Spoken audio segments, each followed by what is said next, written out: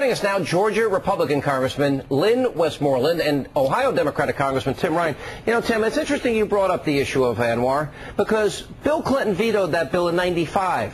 That was 13 years ago. If we started drilling then, we'd be getting 1 million barrels of oil a day, and that was at a time when it wasn't $140 a barrel, it was $19 a barrel.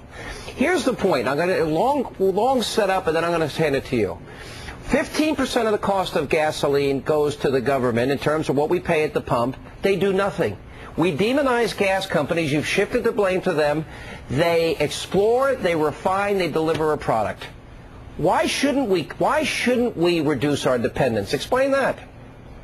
Well, first of all, if John McCain was president in 1995, he would have vetoed it as well. So no matter who the president becomes, we're going to be dealing with an energy situation that will not entail ANWR. So let's get that straight. But I think we have to realize a key point here.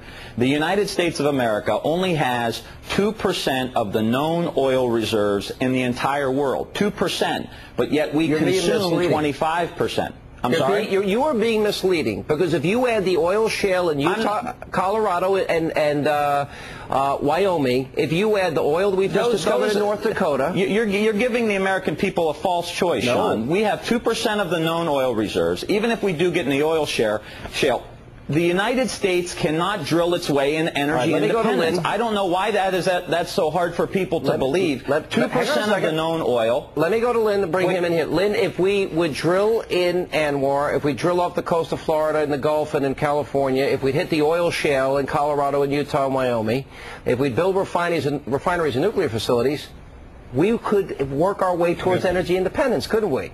Absolutely. And, you know, you mentioned President Clinton vetoing in 1995. We'd be getting 1 million barrels a day right now.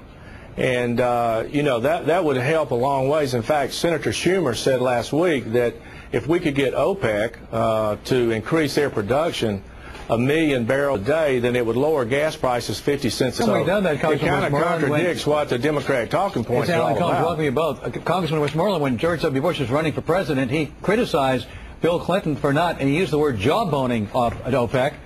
Why isn't this president done?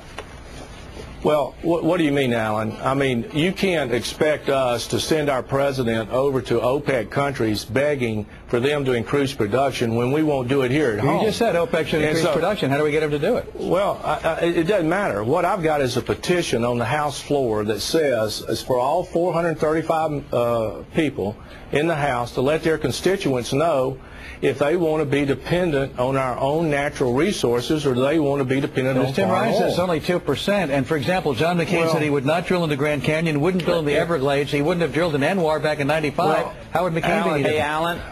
Alan, I think it's important to realize that the reason we can't jawbone OPEC is because we're borrowing money from them right now to fund the war that we're in. So you can't go to your banker and jawbone them and try to reduce costs. And even if we did open up ANWR in 1995 and there was another 1 million barrels of oil a day, it's still only 2 or 3 cents a gallon of gas. We can't drill our way out of this problem. Well, let me just ask you this. Well, here's the thing about it, Tim.